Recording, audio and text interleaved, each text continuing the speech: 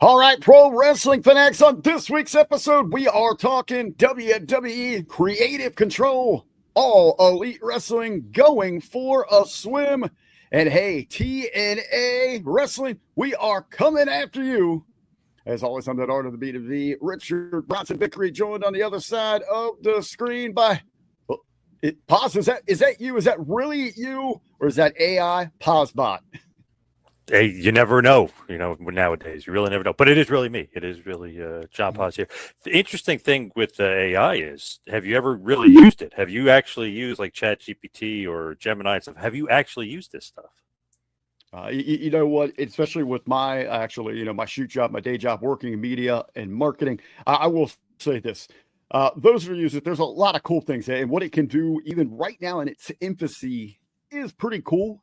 Maybe a little terrifying. But those of you using it, yeah, it can be fun. It can be cute and entertaining at times. But if you're relying solely on the AI bots out there, you're not a creator. You're not being original. You're not doing anything on your own. You're just feeding the machine. And I am here to rage against the machine, Poz. I feel like, crazily enough, it is wrong a lot. That's my kind of takeaway from it. It's been wrong a lot, so. There's a lot to get into. We're going to talk a little WWE Creative. I'm sure we're going to dive a little bit more into AI with their company leaning in that direction. And as we got some things going on there, we do got some our first topic here, Poz. A little bit of bad news, and you hate to see something like this, really for anybody, but especially for someone who seems to be on that breakthrough move, moving up the card. Really has been picking up fire since joining the company. Fans rallying behind him. So excited to see him in the ring. Things happen. Heading to the sideline, we got recent reports.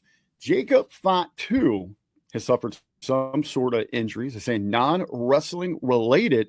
But the cases, I know you got some more details on this thing. But it could keep him sidelined well into 2026. Very disappointing news here. And he hadn't been used that much even before the injury. So it was like very strange booking. Did they really need to turn him babyface? I know he was super over and the crowd's really getting into it, but was that the right decision? Because then they really didn't have anybody to feud with him, and like they had no creative for him. So just kind of a mistake there all the way around. Then the injury comes about, makes it even worse. But apparently that's a bit of a shoot, how they had his mouth bleeding and teeth or whatever was all over the floor, whatever was going on with that injury.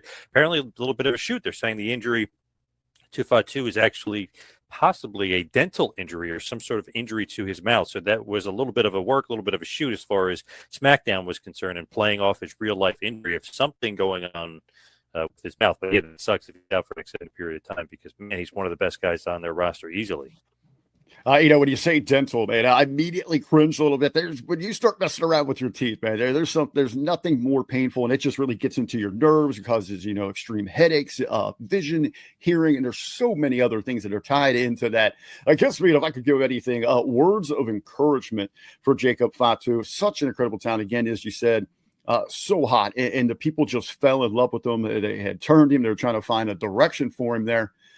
I would say while you're on the sideline, don't get discouraged here.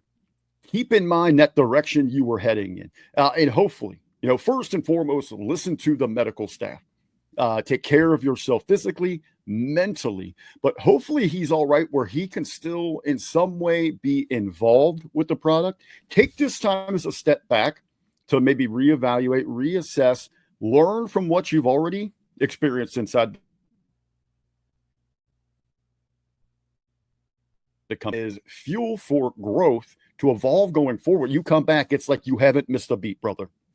You can slide right back in, continually be pitching ideas for them, working with people, understanding maybe a little bit more of the business side of this.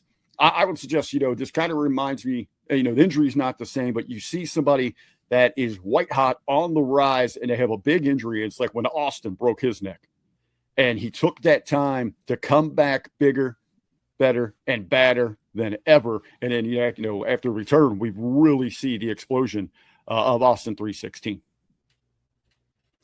So hopefully it turns out for Jacob Fatu like that. We'll see. Yeah, hoping for good things for Jacob Fatu. While you're on the show up there, we are going to miss you, but hopefully you stay heavily involved in the wrestling there, brother.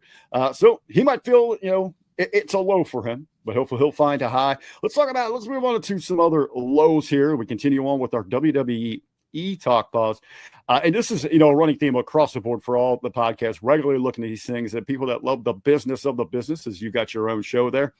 But again, TV ratings, not so good. Streaming numbers don't seem all that great.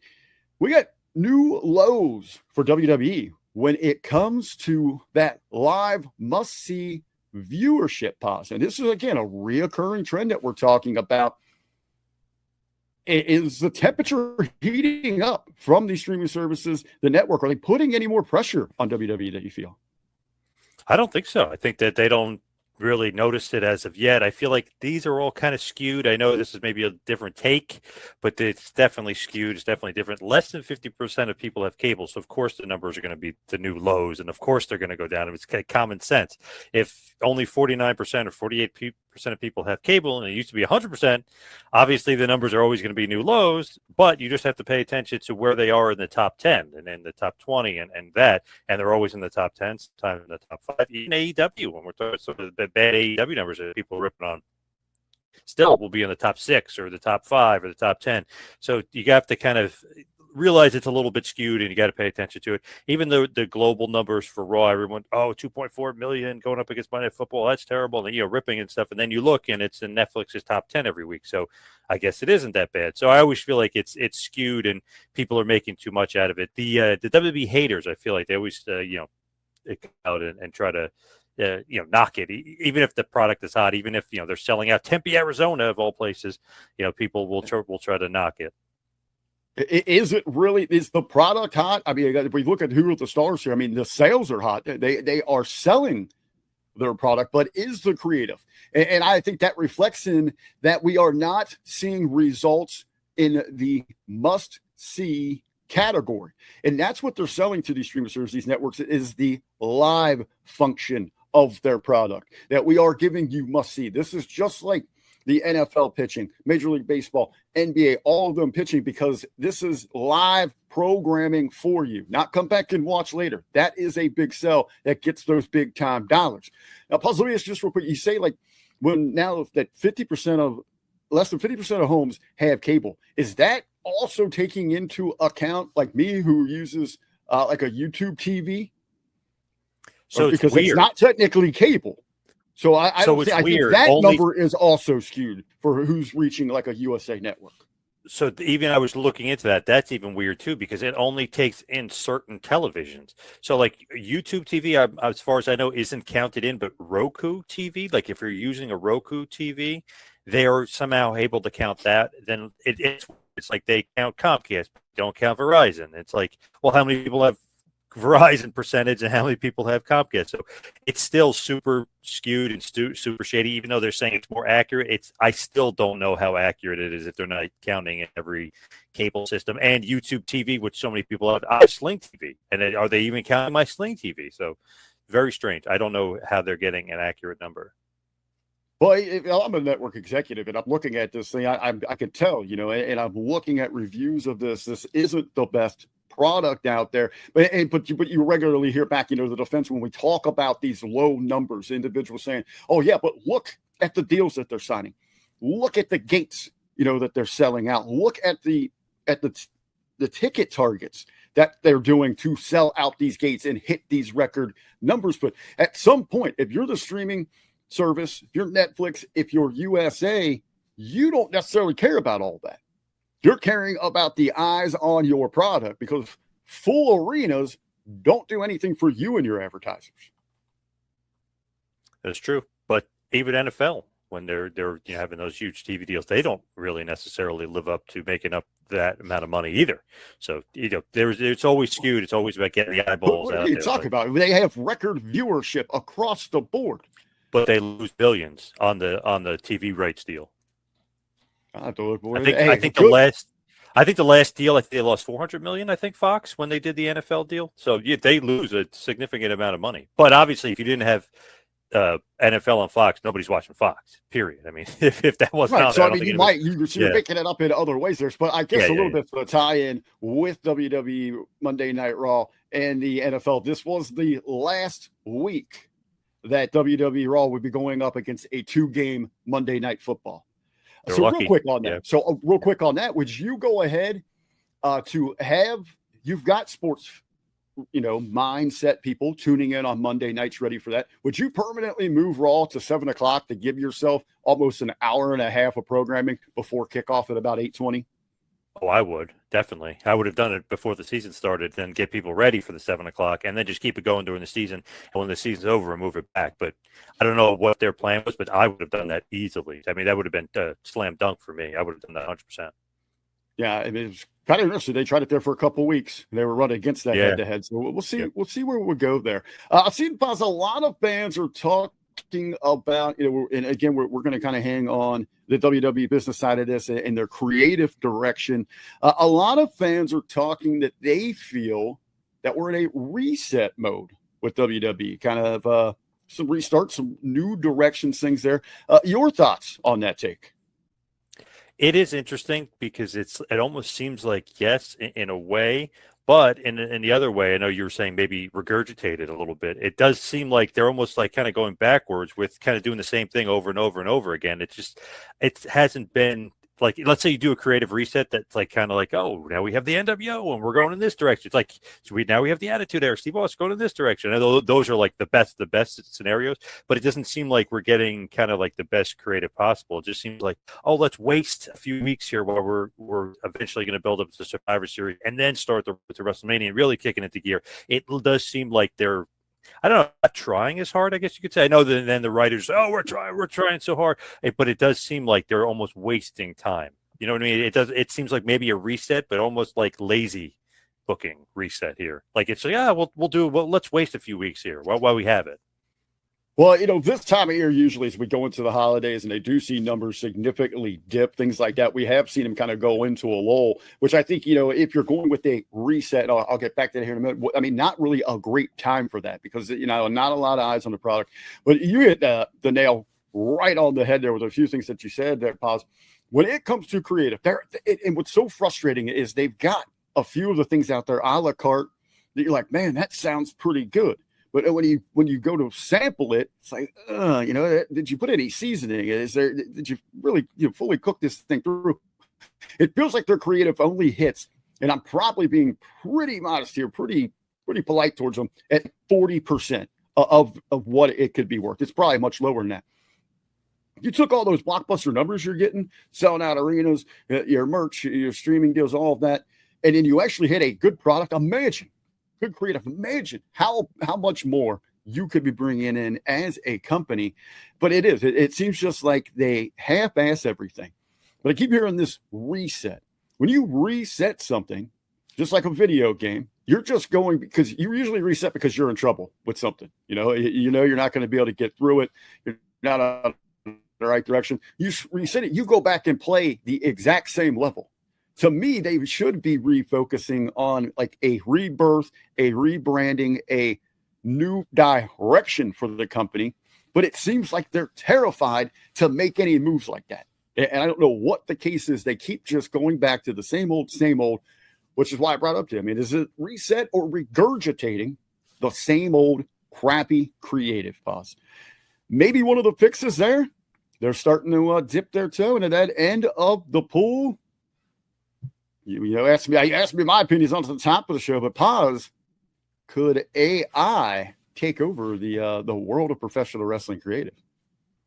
That's a kind of scary situation because are you that lazy creatively? Or like, oh, let's use AI to help and stuff. I know people use it for work and different things. It is helpful, but it's not like the end all be all. It's not actually going to make it super creative. I like it to a certain extent, but it is wrong a lot. Like I put in something and it wrote back to me. I'm like, yeah, but you forgot this, and this, and that's misspelled. And then, and then it comes back. So it's not perfect, not even close. So if you're using it for creative, I guess you're trying to get an idea, but then you got to build upon the idea. So you still need to be creative itself.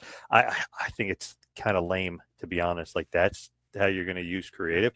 I'd rather go back and be like, oh, I want to watch Kevin Sullivan in 1984 in Florida and steal some stuff from him and like that kind of stuff. You might be taking something from the past and making it new again, but with your creative spin on it, not AI. That's lame as hell. Well, essentially AI, again, the thing is they're artificial, and we are just feeding the machine what humans have already done. But the one thing the machine cannot duplicate is our senses and our emotions. That true being able to understand what it means to feel, what it means to be human, and connect with others and tell those stories.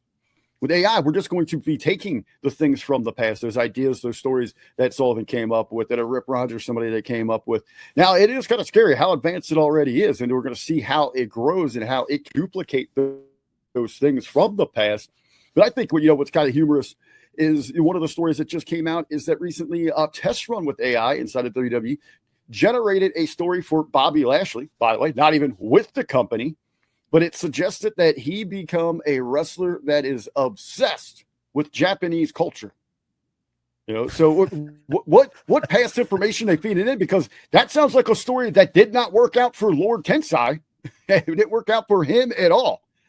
Ask Prince Albert how that went, because you know what, really, that gimmick left him with, it probably felt as good as taking a barb and piercing it through your bell head, the actual Prince Albert. That's how well that got over there. So thanks AI for coming to the table on that one. But hey, we're just not going to knock it. We just don't. Go ahead. And if you use it like in that instance, like, but in the past that didn't work at all. So it doesn't take in certain things either. That's a mistake that it always does. Even when you're looking at like baseball analytics and they're kind of using AI and stuff for baseball, it doesn't take in hot streaks, cold streaks. Hey, this lefty on lefty, like Cody Bellinger for the Yankees, like, oh, lefty on lefty. The guy hit 400 or something off of lefty. So why would you want it? Like, it doesn't account for certain things. Just it doesn't. It's many mistakes.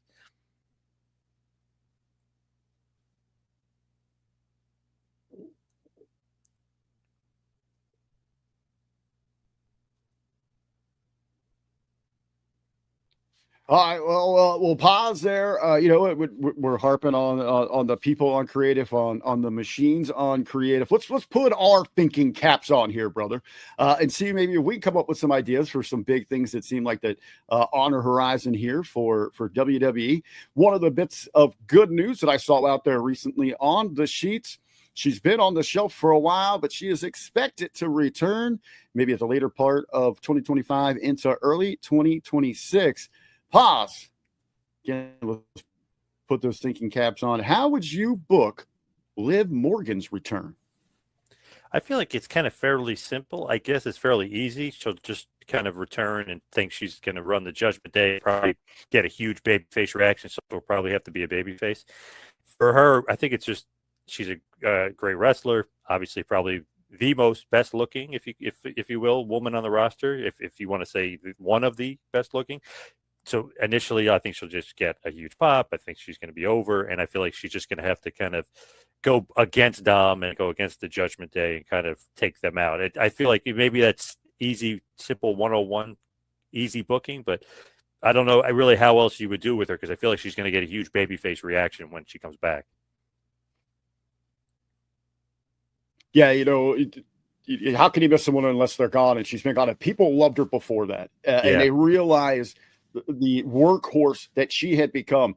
They're going back a couple of years ago. She's one of those names that I was like, get rid of. I didn't see any value in her. And boy, did she prove me wrong. In like a year and a half's time, we got to watch her go from a girl in this business to straight up the woman.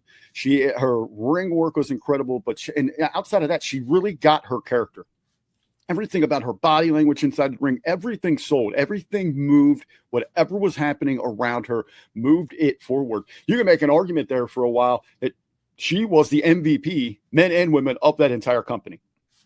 Going into last year's WrestleMania, they cooled her off. And you see that sometimes with people that are on the upkeep kind of help out during that lull season, the holiday season we were talking about.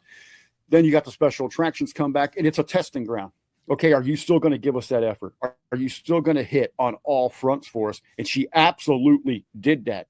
Fans respected that. Devastated that she gets injured and she has to disappear here. I agree with you wholeheartedly. If she comes back, people are going to go ballistic. They are going to love it. You're going to have massive pops that rival the biggest stars in the business. bring her back as a baby face. Now, for the idea of this, obviously we got some loose ends that we need to tie up with Judgment Day. They bring in Roxy. Is there going to be heat? Is there going to be tension there? Where does Raquel's alliance line? Where is Dom in this entire thing? Has Finn, the puppeteer, been playing his own dirty games in the background? I actually have an idea. As a promoter, I've always set up my own little box of gimmicks, right? Things that you think could work for your promotion, that you try to look for those right talents that you could bring in this one. I've got one I've been sitting on. And I think this would work perfect here for Liv. I do agree with her. Bring her in and have her kind of be the reason for the demise, the downfall of Judgment Day. But don't have her go against Roxy. Don't have her, go against Raquel. Let's start a dominant women's faction with the three of these that are kick-ass, badass. One of the favorite games out there that everybody likes to play. What is it? FMK? F Marry, Kill, right? Yep. So we kind of have those three dynamics with the three of them. The F, the one, you're going to get freaky with.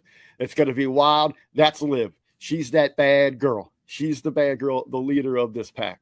The Mary, have Roxy play a little bit more. She's, she's green. She's more of the rookie here. Have her kind of be the sweet, maybe naive at times, girl next door. And then you kill is your killer.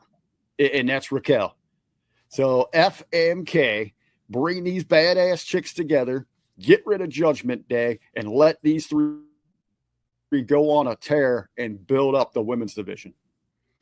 Wow, not a bad idea. Hey, before we get out of there on that, how about just a little Liv appreciation? But she's the best. That's why I said it. She's the best. I've had that gimmick in the back of my mind for about 3 years now. I've thought of that. I've been looking at indie talents that I could pitch that to. Hey, on the backside of that here, let's stay on the booking trend. Big match coming up here. Saturday's main event to crown a new WWE World's Heavyweight Champion. Going to be CM Punk versus Jey Uso. Poz, how you booking this one? This is a tough one for me because they can kind of go in a different direction. They want Jey to be more of like that tweener kind of heel, even though he gets massive reactions at the live shows. I mean, he's probably the most over guy on the show. He's picking up babies out of the crowd. They're all dancing with him, doing his entrance. I mean, they love it. They live for his entrance. But I feel like Punk has to win. He didn't get a title run. Obviously, he won the title, won it for 5 minutes, and they took it off of him. But I don't know. I feel like they kind of need some star power to be champion, and he's the biggest star, obviously, on Raw, maybe the biggest star in the company, just as far as sheer guys there all the time and actually, well, maybe Cody too, but is actually, and Roman, I guess, but it just feels like Punk is the guy when they announce him for a show at MSG, 7,000 more tickets sold. Like, he just seems like that big draw, like, hey, he's on air. Do you see the ratings go up at least 200,000 people or whatever it is? It just, he seems like the guy. Give him a title run, give him some good booking, maybe some good heels to go against. But I feel like Punk's got to win. Maybe Jimmy gets involved and something happens there. But I feel like Punk's got to win. I agree with you there. When you were looking at that star power, who's going to be out there on that PR trail, who's going to look good with that championship, who can show up in an ESPN studio and handle himself. Hey, you go back to WrestlePalooza, we were doing the crossover. The heat is over. The entrance is over. But when it comes to PR, Jey is terrible. When he was doing the stuff on ESPN, thank God he had Jimmy there with him. Jimmy was the more person that knew how to handle something, he could carry that conversation there. Jey really struggled with it. And I think, we are at a point here, and maybe these frustrations we're seeing with the character are a little true. Because he is just that big entrance. He is just going out there, kissing the babies. What a great moment that is. Run it back. Let's do it again. Blowing up for the match. And I think people are outside of that are getting a little tired of the in-ring with him. It being in these spots, these main events. You saw when the possibility going back to that Battle Royal, that arena erupted, went crazy at the possibility of Dirty Dom getting that spot. And it kind of just pulled way back like, Jey again here. Now, obviously, there is the intrigue, again, with the tension with him and his brother, what's happening really with the bloodline still, all those family ties. If I had to pick one of these two, I think Punk is, but I think Punk is one of those guys where there's so much intrigue. He doesn't necessarily need to be walking around with it. There's a lot in the chase for Punk, but he can still do all those other things without the gold. But it always was nice to have that. I'll tell you what I'd do here. The two guys that I think that they set way back on Monday inside of their booking, took away their heat, try to get that back. Then they didn't even include them here. I would have the Bronson and Braun Breaker go out there and absolutely decimate both of these gentlemen. And then, like, where's Adam Pierce? We need a decision on us. Show that they already got a hold of Pierce. He's laid out in the back. He's laid out in his office unconscious when they find him. We go off the air without any resolution or a new champion like this. Let's roll this into Survivor Series. I know we got War Games. Let's let the ladies have War Games, and the men, let's do a tournament, Deadly Games 2.0, and run it. Let's stretch this thing out and really build it and give an opportunity to some other individuals to go in here and make a name for themselves. Hey, not bad again. Look at you. You got your booking hat on today. This is great. That's not a bad day. I kind of wanted it to be a tournament. Yeah, something different. I'm a sucker for those battle royals, but even that I thought they completely missed the boat on. Missing the boat. Poz TNA. Hey, they didn't miss the boat on the success for the Bound for Glory event, man. Records for them domestically here. Coming in hot. People are talking about the product, excited for it and all that, but missing the boat. Dropping the ball the very next week. Tell me. They didn't just do that, Poz. They run a clip recap show coming off of all of that hotness that was for Bound for Glory. Honestly, shocked by this, almost inexplicable, and unacceptable too, to be honest. It's just, I was shocked, absolutely shocked. How the hell is that even possible? Imagine Raw after Mania, everybody's so invested. That's that fever pitch. You got the most fans in town. They had 7,000 fans in town, over 7,000. And maybe they could do show the next night, and then did they not want to take away from Raw or NXT or something? So that means that the WWE partnership maybe isn't as great, that they're taking away from their big moments and their big shows. So how do you not keep the momentum going and have another show? Just inexcusable, just terrible. I was shocked about that. That's almost like there's no way that's real, and it is shocking how kind of a big mistake that was to me.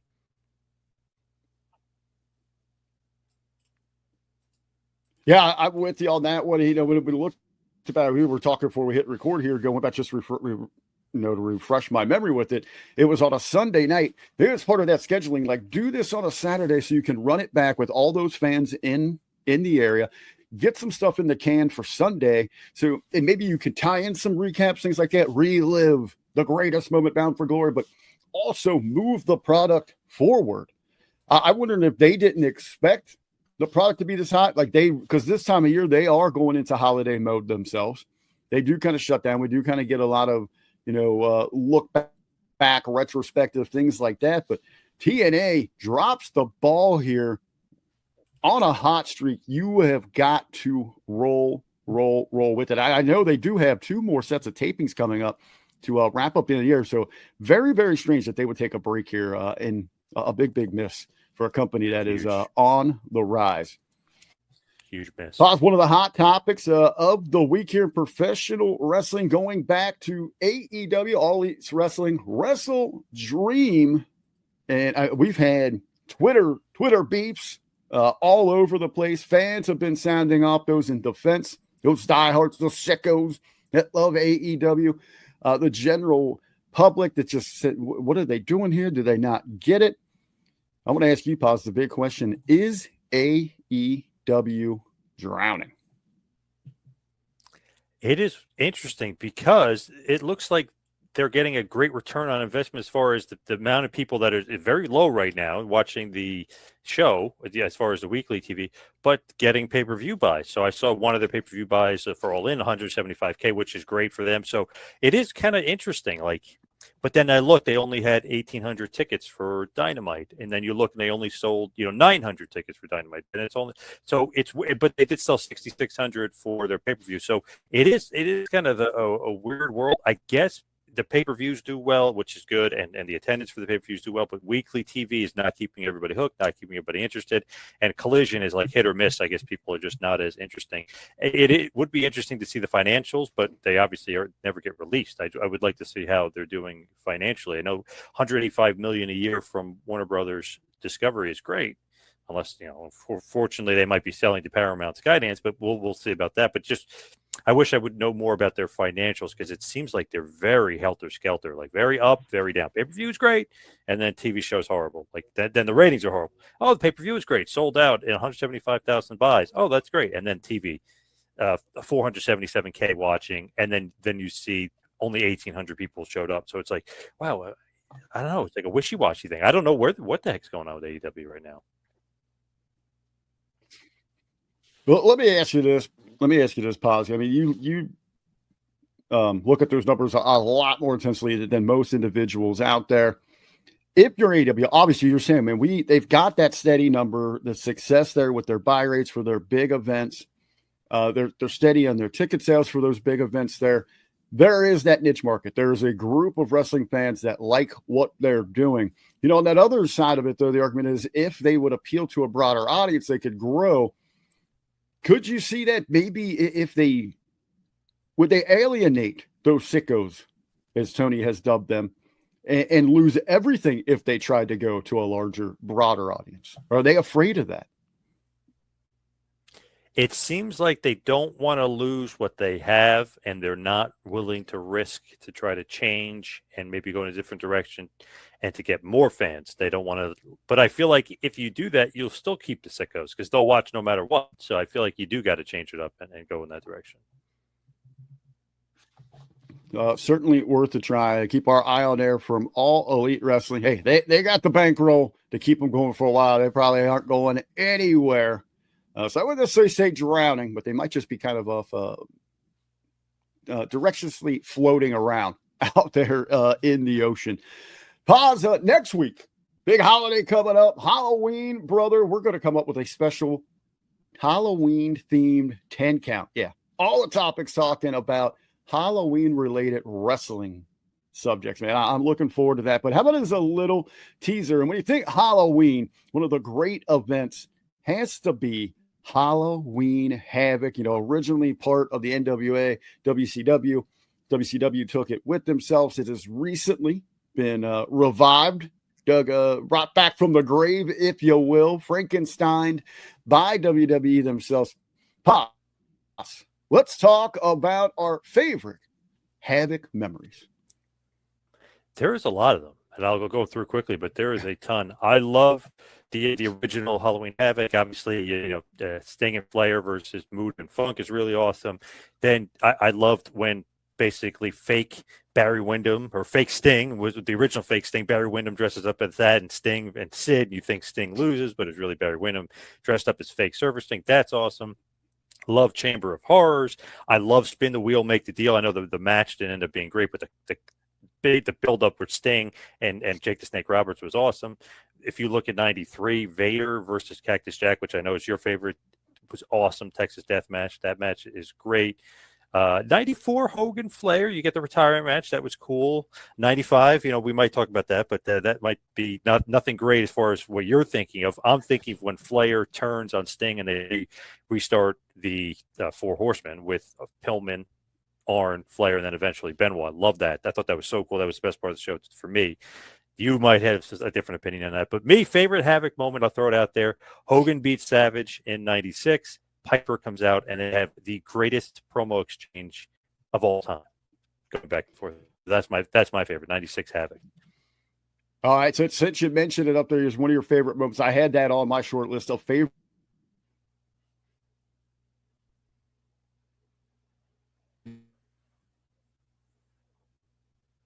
And I love that, man. It's the bagpipes.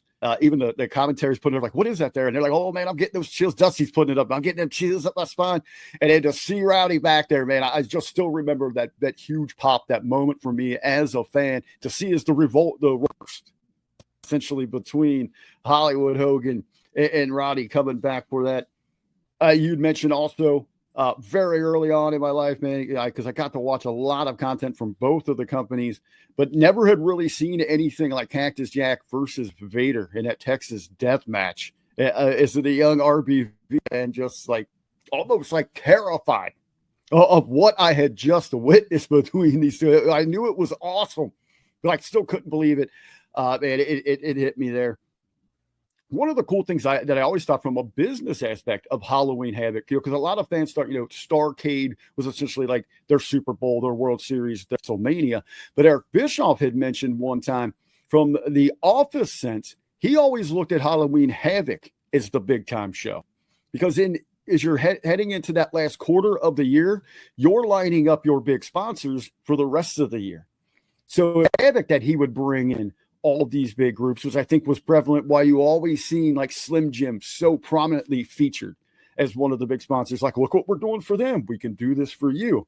It was a big selling point to the sponsors, the business to business networking for the company to build, that web of promotion, which I always thought was pretty cool. But yeah, you are right, Poz. We're talking about favorite memories, and sometimes they're not for the best. And I think all the wrestling fans out there will absolutely remember this scene right here. The Giant and the Yeti nice. Tag teaming, dry humping Hulk Hogan. But I especially like this background, Poz, because let's not forget, before we got the close of the show with Yeti and Hogan and a Giant and a Hogan hoagie, if you will, we also had the monster truck portion where we saw the Giant basically murdered, falling off the top of a building out there. So bad. And it's crazy because that show, like with the Flair turn, it's like, wow, that was so cool. That was like so, like gritty pro wrestling. The Horsemen are back. And then you have the monster truck, horrible man versus man, machine versus machine. And then you get the Yeti at the end. Strange. What a strange company. But I did like that show, oddly enough. It's strange. It's kind of funny as you get with the Flair stuff. It was like, okay, this is true blue through and through WCW. And then the Hogan stuff was like, but sports entertainment's coming for you. This is where we're heading. Yep. So true. That's exactly what you got. Well, Poz, we are up against it here, brother. That means it is time for our Pop of the Week. And this week we got a great share from Trinity Fatu, a.k.a. Naomi. She is out on maternity leave, expecting a child there with Jimmy, a little oos. And she shared this awesome picture, man. This is pretty cool. Already in the womb, carrying on from the family. Look at that, Poz. The little one, the loose is doing the yeet. Yeet. Pop of the Week. Hey, guys, we're going to be back right at it here on the Hummy Media Group channel, on the Two Man Power Trip channel. Next week, our Halloween special. We'll see everybody then.